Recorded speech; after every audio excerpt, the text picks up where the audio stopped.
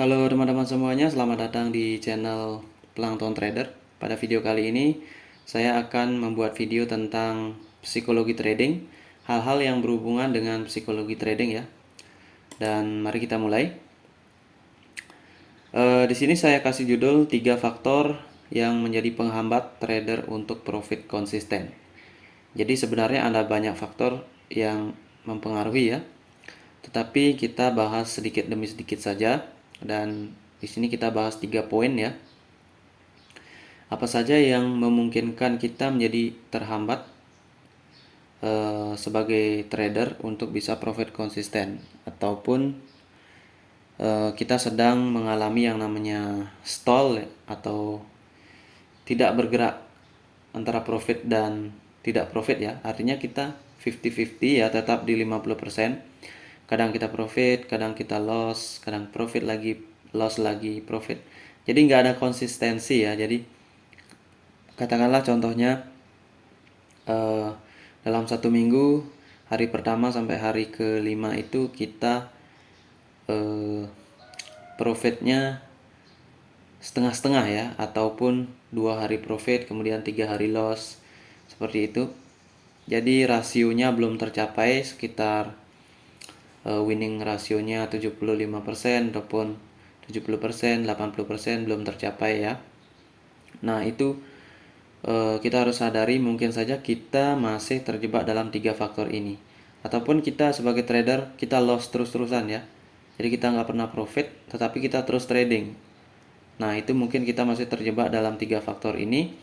Dan mari kita bahas apa saja itu yang mungkin bisa bermanfaat bagi kita ke depannya dalam aktivitas trading ya.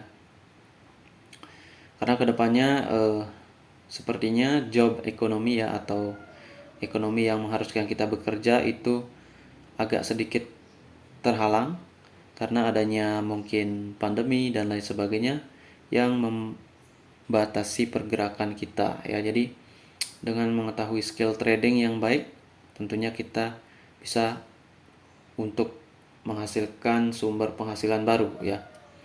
Oke, faktor yang pertama adalah sebagai gini ya, sebagai pesan aja. Di sini saya tidak mengajari kalian ya. Di sini saya sekedar sharing saja dalam YouTube saya, dan saya juga masih mendalami hal ini. Dan dengan melakukan hal seperti ini, saya hanya berharap bahwa saya juga bisa lebih memperdalam hal ini ya. Jadi bagi kalian mungkin ada yang sudah mengetahui ya, nggak apa-apa ya, ini sebagai informasi aja. Tapi bagi yang belum, ini akan menjadi informasi yang baru yang akan menurut saya berguna untuk karir tradingnya, pertumbuhan karir tradingnya. Karena karir sebagai trader itu tidak bisa diwujudkan dalam waktu 1 hari, 1 minggu ya, 1 bulan bahkan. Itu impossible ya, kalau berdasarkan persepsi saya, cara pandang saya. Entah kalau cara pandang orang lain, saya tidak tahu. Mungkin kalian bisa nilai sendiri nanti. Oke, nomor 1, terjebak dalam mimpi dan harapan. Ini banyak dari kita yang sering melihat konten YouTube ya, banyak banget mimpi-mimpinya itu besar-besar sekali.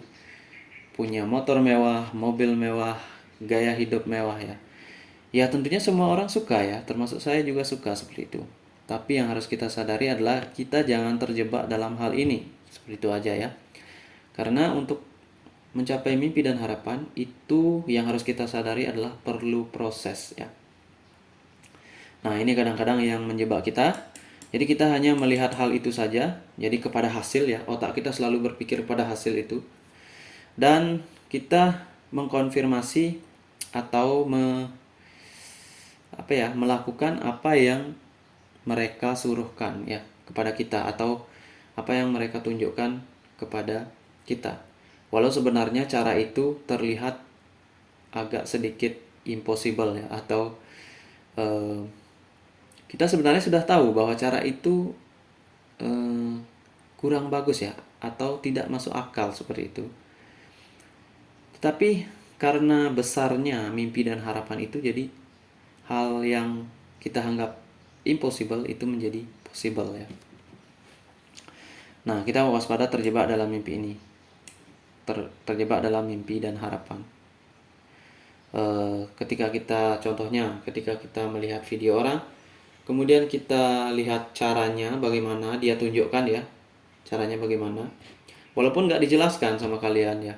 Contoh dalam trading, kalian kalau lihat candle bullish besar, kalian open posisi buy. Kalau lihat candle bearish besar, kalian open posisi sell. Ataupun kalian gunakan indikator ini, kalau garis ini berpotongan, kalian langsung buy. Atau kalian langsung sell, seperti itu ya. Ya cuma dijelaskan seperti itu aja. Itu. Kalian nggak dikasih konteks, nggak dikasih pengetahuan yang lain. Pokoknya terbatas pada hal tersebut saja. Kalian sudah bisa nanti menjadi apa yang mereka tampilkan di video mereka, gitu ya. Lalu kalian langsung dalam 1 minggu melakukan deposit dan lakukan trading. Dan hasilnya adalah bukannya malah seperti mereka atau bisa profit, tetapi malah loss atau berlawanan arah dengan mereka ya. Nah, inilah yang menjadi faktor kenapa banyak orang loss. Karena ini sedikit di luar ya, di luar dari pembahasan. Karena mimpi dan harapan itu terkait dengan yang namanya hormon ya. Hormon apa molekul di dalam otak kita itu. Karena trading itu kan istilahnya kita itu bekerja dengan diri sendiri ya, atau berperang dengan diri kita sendiri. Kita berusaha mengendalikan emosi atau berusaha stabil baru bisa profit ya. Kalau masih terpengaruh emosi ya kita akan loss. Jadi di dalam otak kita itu, kalau menurut sains ya, itu ada yang namanya dopamin ya, molekul dopamin. Itulah yang memicu kita untuk melakukan sesuatu agar mimpi dan harapan itu tercapai ya. Jadi semakin dopaminnya itu semakin iklan dari YouTube itu menggoda ya, maka dopamin itu semakin besar dan tindakan kita itu kemungkinan besar akan di luar kenyataan yang harus terjadi sebenarnya ya. Jadi kita itu akan percaya gitu ya, langsung percaya. Mungkin seperti itu contohnya. Karena apapun yang terjadi, otak itu harus mencapai hal itu gitu ya. Walaupun kalau sebenarnya dipikir secara realistis, secara logis ya, untuk mencapai hal itu kita harus usaha, perlu kerja keras ya. Karena kita udah sering dari kecil melihat ya, kalau kita dapat instan, kita juga nanti keluarnya instan kayak gitu ya.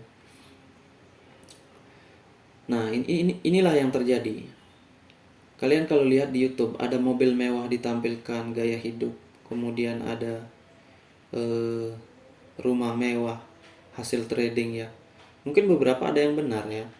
Tapi bagaimana kalau yang ditampilkan itu cara mendapatkannya adalah dari hal yang lain ya. Nah, seperti itu. Kalian harus kita ya, bukan hanya kalian, kita harus mengkaji benar hal-hal tersebut ya, agar kita tidak terjebak dalam mimpi dan harapan ini. Karena jelas mimpi dan harapan harus ada usaha yang dilakukan. Oke, itu teman-teman. Jadi contohnya dalam trading itu mimpi dan harapan ya, mimpi sukses atau profit trading, kemudian kita deposit, kemudian kita gunakan cara ini, dan ternyata kita loss ya. Jadi yang terjadi adalah sebaliknya, mau ke atas jadi ke bawah gitu ya.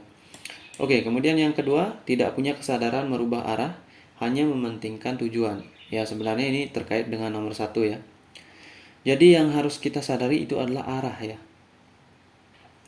Tapi kalau kita belum tahu titik poinnya, maka kita nggak bisa merubah arah. Nah, ini yang penting, nomor 1, agar jangan tidak lama-lama di nomor 1 ya. Karena nomor 1 itu menunjukkan kita titik poin posisi kita ya. Oke, nomor 2 itu maksudnya gimana? Jadi maksudnya di sini, rubahlah arah, jangan rubah tujuan ya. Seandainya kalian mau berlayar di lautan ya, kalian itu atau kita aja sebut ya. Kadang sorry ya saya menyebut kalian, padahal di sini saya juga harus terlibat ya. Katakanlah kita ingin berlayar di lautan, kita ingin menuju suatu pulau ya. Jadi yang harus kita rubah itu adalah arah layar ya, layar dari kapal kita ya, seperti itu. Agar sesuai dengan tujuan itu. Yang dirubah bukan pulaunya ya. Jadi kalau kalian dalam trading, kalau kalian ingin merubah atau mencapai tujuan ya, karena tujuan itu nggak bisa dirubah ya. Yang dirubah itu adalah arah kita kepada dia, kepada tujuan itu ya.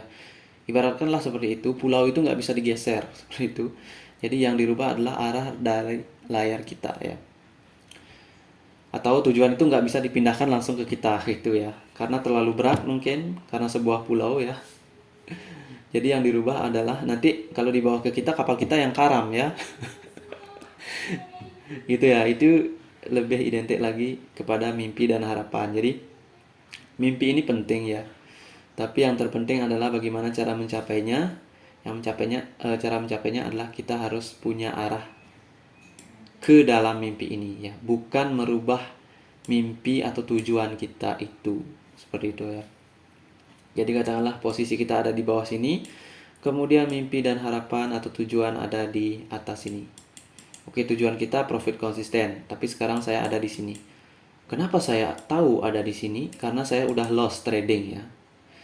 Dengan adanya mimpi, kemudian kita melihat iklan, kita ikut iklannya, ternyata yang terjadi bukan kayak iklannya, tapi yang terjadi adalah sebaiknya, atau terjadi loss ya. Berarti di sana kita sudah menemukan titik di mana posisi kita. Jadi, apakah kita bisa seperti harapan? Apakah kita sudah terwujud mimpinya ya? Posisi ini yang menunjukkan pada kita ya. Nah, untuk mencapai di sini, kita harus melalui pergerakan di sini ya. Di sini ya. Kalau ini ibaratkan garis ya. Gimana kita bisa memindahkan garis lurus di sini agar menjadi di sini? Ya harus dipindahkan sedikit-sedikit ya. Sedikit-sedikit. Bagaimana kalau dipindahkan langsung ceplok seperti itu ya? Kalau dalam konteks ini bisa sih ya, langsung aja buat garis di sini. Tapi dalam realita yang terjadi adalah nanti kita nggak balance dengan yang di sini ya. Karena ibarat frekuensi mungkin ya, frekuensi, tapi ini pengandaian aja ya. Karena kita kan nggak belajar bagaimana frekuensi yang sebenarnya. Ini ibarat pengandaian aja. Ibaratkan garis kita itu ada di sini, ya. Tujuannya ada di sini, kemudian kita ada di sini, ya. Kemudian yang kita lakukan adalah kita langsung menuju sini, jeblek gitu ya. Padahal untuk mencapai di sini itu perlu step ya, step. Nah, ini kayak kalau kita bilang orang kaya baru ya, atau orang kaya mendadak gitu ya. Di sini dia katakanlah miskin ya, kemudian dia langsung jual tanah sekian hektar ya, tanah warisan gitu. Kemudian dia langsung mencapai di sini, ya kan? Nah, frekuensinya tinggi langsung ya. Yang terjadi adalah kemungkinan besar ini akan kesini lagi, turun lagi, atau mungkin uangnya akan habis seperti itu. Karena kenapa? Karena dia nggak tahu step manajemen uang itu bagaimana, kemudian bagaimana mengelolanya gitu ya. Karena gaya hidupnya pasti yang dibawa yang di sini. Gaya hidup yang di sini dibawa ke sini itu nggak bisa. Itu ya, ibarat frekuensi itu akan saling tolak menolak ya, nggak cocok gitu ya. Jadi untuk sampai di sini kita itu harus perlu step ya. Banyak hal yang harus kita lakukan, barulah kita mencapai frekuensi ini. Artinya ketika sampai di sini, di dalam frekuensi kita itu ya, di dalam diri kita itu udah lengkap ya, udah lengkap susunannya yang membentuk frekuensi ini. Kalau langsung dari sini jeblek ke sini ya, langsung ini kayak copy paste ya. Kita nggak tahu apa-apa tentang hal di sini, tapi kita mencoba berada di sini. Nanti ujung-ujungnya kita kena tendang di sini dan balik lagi ke bawah ya, alias loss ya. Jadi itulah kira-kira makna dari nomor 2 itu ya, punya kesadaran untuk merubah arah ya. Oke, biar lebih identik kepada arah ya. Ibaratnya kita udah loss ya. Kita baru pertama mencoba trading, kita loss ya. Kita ada di sini kan, berarti kita loss kan. Posisi kita tahu kan bahwa ini nggak semudah apa yang dibayangkan ya. Karena tujuannya di sini ya. Katakanlah profit konsisten itu ada di sini, di titik ini. Kemudian kita ini sedang mengarah ke sini ya. Oke, jadi yang perlu kita rubah apa?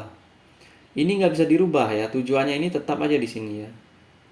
Tujuannya tetap di sini, nggak bisa dirubah tujuannya karena terlalu berat ya.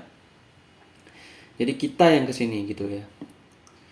Nah, yang kita lakukan adalah apakah langsung merubah arah segini? Ya, mungkin bisa ya mungkin bagi orang yang super ya, bisa langsung merubah arah seperti itu ya. Tapi itu lebih kepada yang tadi ya, eh, terlalu memaksakan ya. Karena arah itu untuk kesini ini kan sini kita punya speedometer ya. Speedometer untuk kesini ini dia harus berjalan ke sini, sini, sini, sini, sini, sini, sini, sini ya. Seperti itu. Kita harus rubah arahnya sedikit. 1 derajat, 1 derajat ya. 1 derajat, 1 derajat, 1 derajat. Nah, dalam trading itu gimana? Anggaplah kita ini kan baru mulai trading, pemula yang nggak tahu apa-apa. Kemudian kita belajar dulu yang namanya candlestick ya. Candlestick opening. Bagaimana candlestick ini bisa terbentuk ya? Bagaimana? Kok bisa seperti itu ya? Kalian harus penasaran dengan hal itu ya. Karena penasaran itu adalah merupakan sejenis dopamin ya. Sejenis dopamin juga dalam otak kita untuk memberikan efek kejut atau semangat kepada kita untuk melakukan suatu hal ya. Kalian bisa belajar lagi di Google tentang dopamin itu ya. Nah, di sini kenapa bisa terbentuk? Kenapa di sini bisa opening, bisa closing di sini, lalu setelahnya itu bisa doji ya. Kenapa enggak setelahnya itu bullish ya? Kenapa enggak setelahnya bearish atau candle merah? Kenapa malah doji? Nah, kalian mungkin pertama nggak akan bisa langsung paham ya, kenapa setelah ini muncul doji ya. Konsepnya kalian nggak akan paham langsung. Yang mungkin kalian pahami adalah, oh, begini cara membentuk candle. Di sini ada opening, di sini ada closing, kemudian price pernah mencapai titik tertinggi, price pernah mencapai titik terendah. Berarti candle yang terbentuk adalah seperti itu, warnanya hijau, ada ekor bawahnya sini, ada ekor atasnya sini. Ya. Mungkin itu untuk derajat 1 ya. Kemudian derajat 2-nya mungkin kalian udah mulai mengkombinasi ya. Kalau ada candle seperti ini punya high yang lebih tinggi, low yang lebih tinggi. Ini namanya higher high higher low ya kan? Tapi dalam derajat ini kalian nggak tahu higher high higher low ini berfungsi di mana, diletakkan harus digunakan di mana. Kalian belum tahu itu. Kalian taunya ya gini aja. Kalau ada candle begini, ya udah saya open buy gitu ya. Nah, mungkin itu derajatnya. Nah, di sini juga kalian kalau hanya tahu ini kalian masih belum konsisten ya. Kita itu masih ibaratnya kadang bisa profit, kadang loss dan kita bingung. Sebenarnya kenapa sih kalau saya buy di sini kok kadang loss, kadang profit. Nah, kita itu mulai bertanya-tanya ya, karena kita udah tahu pembentukan candlenya, kemudian kita tahu jenis-jenis candlenya, kemudian kita tahu formasinya. Selanjutnya kita akan mencari tahu apa yang lebih dalam lagi gitu ya. Nah, mulailah masuk derajat ketiga. Di sini mulai kita itu mengkombinasikan dengan yang namanya kondisi pasar ya, atau kondisi market.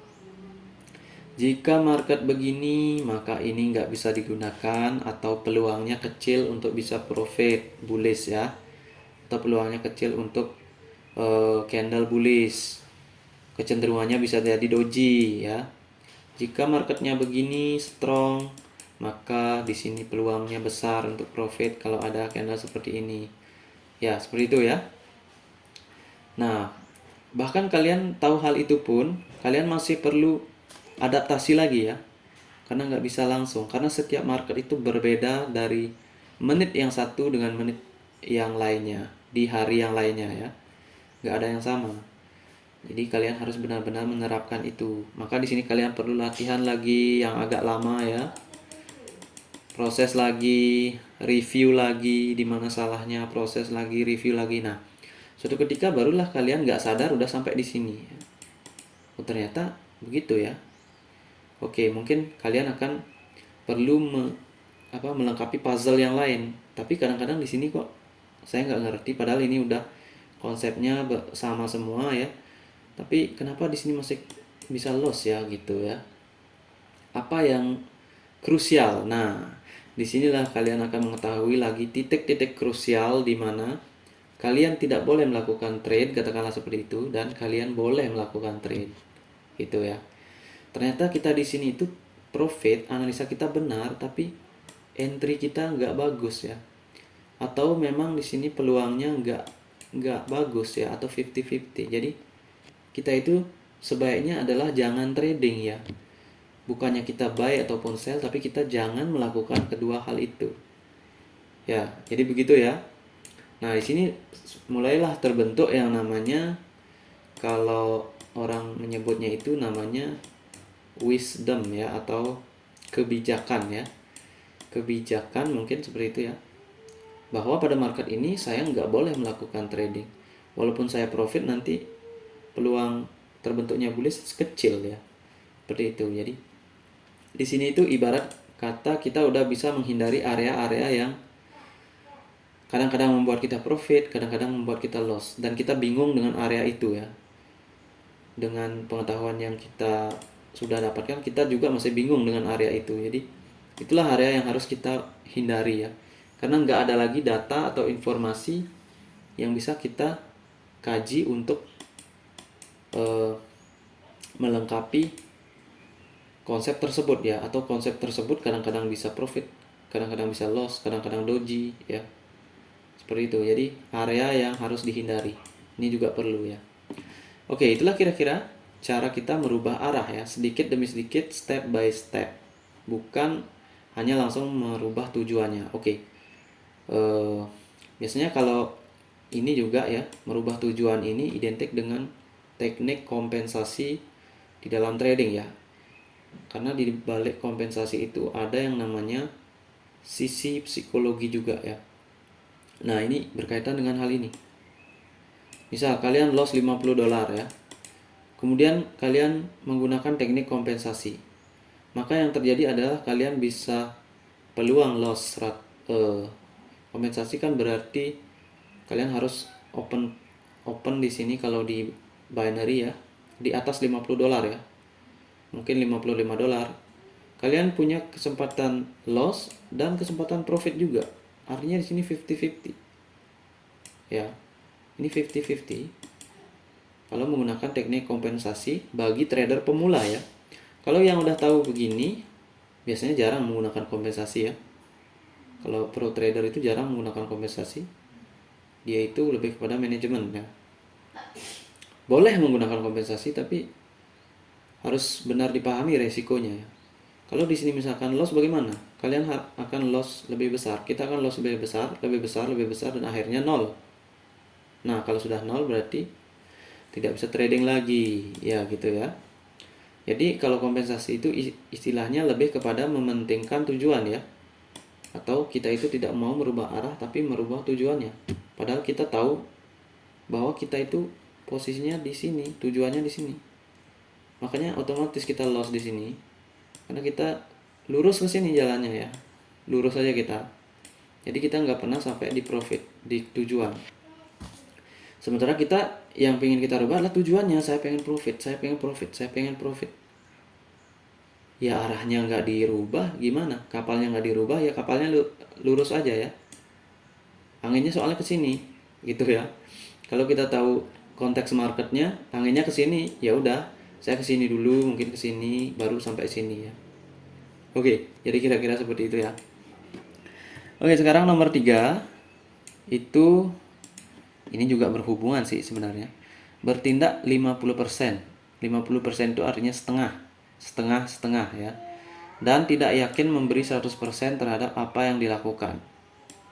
Ya, dan kadang dia kalau ditanya kenapa kita tidak ini diri sendiri ya. Katakanlah kita tanya dengan diri kita sendiri aja, kenapa kita tidak melakukan hal ini secara 100% ya. Jadi kita nggak usah lah saya coba seperti itu. Nggak, saya akan lakukan. Seperti itu ya. Jadi kita jangan ibaratnya apa ya, berpikir itu saya akan mencoba ya. Kalau saya mencoba artinya itu ada peluang saya untuk loss dan ada peluang untuk profit. Sebenarnya kita sudah mengerti itu ya. Kalau kita mencoba itu artinya kita mengerti bahwa kita bisa loss, kita bisa profit. Nah, itu artinya 50-50 ya. Setengah-setengah. Yang harus kita lakukan adalah kita akan lakukan seperti itu. Tapi yang tindakan ini lebih kepada ini ya, merubah arah ini. Bukan kepada tujuan, sekali lagi, karena tujuan itu susah-susah gampang ya. Tujuan itu kalau arahnya udah benar, tujuannya pasti sampai, gitu aja ya intinya. Jadi kalau kita merubah arah ini 50-50, maka yang terjadi adalah ya ibarat kapal kalau di lautan, kita itu bertindak setengah-setengah ya. Anginnya sudah ke sana, kita masih di pertengahan. Jadi terombang-ambing ya, terombang-ambing di sini. Karena tidak ada keyakinan 100% terhadap apa yang dilakukan. Contohnya, kita analisa candlestick. Ya udah kita lakukan analisa candlestick, analisa.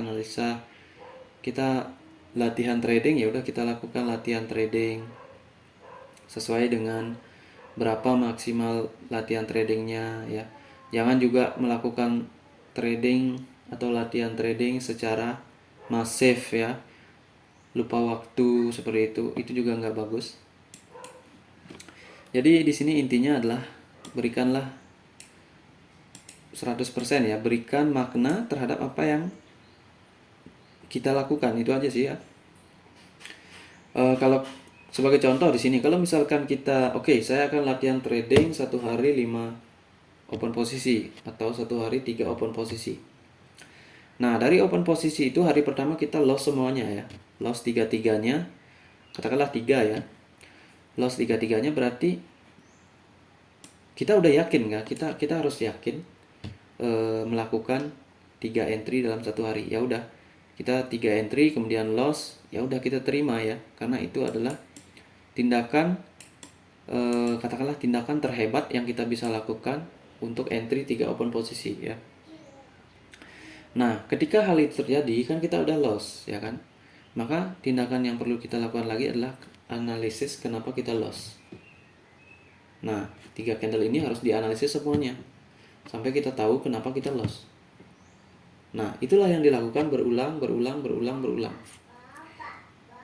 Nanti kedepannya kita akan berusaha untuk menghindari loss-loss tersebut ya. Nah, itulah kenapa kita itu harus step by step ya, layaknya uptrend ya.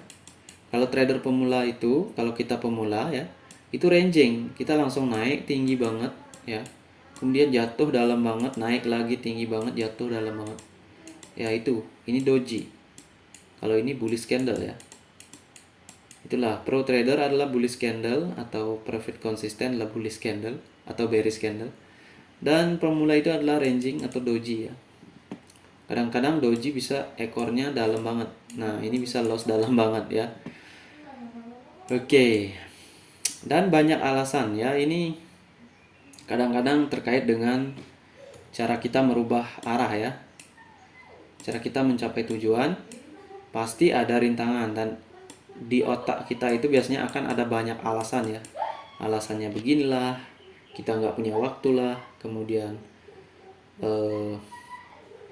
apalagi banyak ya, kita listrik mati lah, kemudian broker ini beginilah, broker ini curang, broker itu curang ya, padahal yang entry ya kita sendiri ya. Oke, itu dia teman-teman. Jadi jangan banyak alasan ya, terapkan satu teknik ataupun satu strategi, kemudian kita lakukan, kita tuntaskan ya. Itu aja sih menurut saya pembelajaran tentang 3 faktor penghambat ini ya. Karena kalau kita terjebak, kita terhambat. Kalau kita tidak punya kesadaran, kita terhambat. Kalau kita bertindak setengah-setengah, hasilnya juga setengah-setengah ya. Itu. Nah, ini ibaratkan di sini dream ya, mimpi atau tujuan kita. Nah, ini yang gambar ini udah banyak yang kasih failure ya. Sini failure, fear, takut, ya gagal, masalah, loser ya, loss ya. Oke, banyak banget ini eh, yang harus kita jadikan tumpuan ya, baru kita bisa ada di atas ini gitu ya. Jadi sebenarnya hal-hal yang bersifat negatif ya, itu adalah menjadi tumpuan kita untuk berada di atas ini ya. Ini mungkin lebih identik ke konsep keseimbangan lagi ya, karena kalau tidak ada gelap maka kita nggak bisa melihat terang ya. Kalau nggak ada terang kita nggak bisa melihat gelap ya. Jadi sama kembali ke konsep universal ya. Oke, itu kira-kira. Kemudian di sini terkait dengan arah ya. Nah, ini tujuannya di sini ya. Katakanlah kalian lurus-lurus aja di sini, maka tujuan nggak pernah dicapai ya. Kalian harus belok di sini ya. Untuk belok itulah perlu merubah arah ya. Oke, dan setelah itu kita lakukan do it ya. Kita lakukan 100% ya. Jadi kalau kita sudah fix dengan konsep itu, kita lakukan 100%. Itu ya. Kalau kita udah melakukan 100%, melakukannya dengan benar ya, maka ya mudah-mudahan nanti waktu yang akan menjawabnya ya. Karena kita nggak bisa tentukan kapan kita bisa profit konsisten, nggak tahu ya. Yang jelas kita sendiri yang akan menyadarinya, dan kita sendiri yang bisa menjawabnya, bukan orang lain ya. Karena setiap individu berbeda-beda. Oke teman-teman, mungkin itu saja ya. Biar waktunya tidak terlalu lama. Ini sebagai istilahnya melengkapi video-video saya saja, agar tidak hanya teknik trading aja, tidak hanya live trading aja. Kita juga perlu memahami yang namanya psikologi ya, karena trading itu sangat erat sekali kaitannya dengan psikologi. Karena kita itu ibarat bekerja dengan diri sendiri. Ibarat kita melawan diri kita sendiri, melawan market ya. Tapi kita nggak usah punya konteks melawan ya, karena kalau melawan itu identik dengan kita harus menang ya, dan seseorang harus kalah. Kita lebih identik kalau dengan diri sendiri itu kita apa ya, ambil jalan tengah ya, seperti itu. Bukan kita lawan, tapi kita pahami ya. Kalau misalkan emosi ya, emosi itu kita nggak bisa lawan ya. Siapa yang nggak pernah marah? Siapa yang bisa menonaktifkan rasa marahnya selama hidup? Nggak ada ya. Pasti seseorang itu pernah marah. Cuma yang bisa yang bisa menjadikannya lebih rendah frekuensinya atau terjadinya adalah pemahaman ya. Jadi kita paham bahwa hal ini seperti ini, istilahnya kita punya kebijaksanaan ya, atau kalau di sini ini kita udah punya banyak arah ya. Kita udah pernah merubah banyak arah, jadi kita nggak kalau kita turun, kalau di trading kan sama juga ya. Kalau udah banyak support atau uptrend ini kan banyak supportnya ya. Jadi untuk turunnya ini nggak mungkin jebol gitu ya. Kalau di sini uptrend, dia pasti di sini turun naik lagi. Artinya masih bisa dikendali, diminimalisir ya, gitu. Kalau misalkan dia ranging kan, walaupun dia naik kencang banget, turunnya kencang banget, naik kencang banget, turun kencang banget, gitu ya. Jadi kok sama ya, hampir-hampir mirip ya dengan kehidupan asli gitu. Oke, itu dia teman-teman. Sekedar gambaran saja, mungkin bisa berguna, mungkin juga tidak ya. Ya saya setidaknya sudah sharing untuk diri saya sendiri dan juga mungkin untuk kalian ya. Semoga bermanfaat. Salam trader.